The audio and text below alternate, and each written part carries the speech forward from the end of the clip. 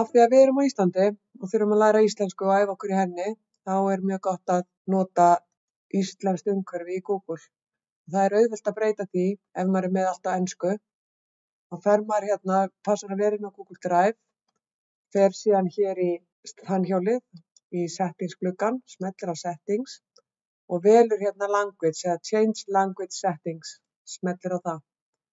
Þar segir maður add another language og finnur íslensku, smellir á og segir select, þá kemur það hér inn.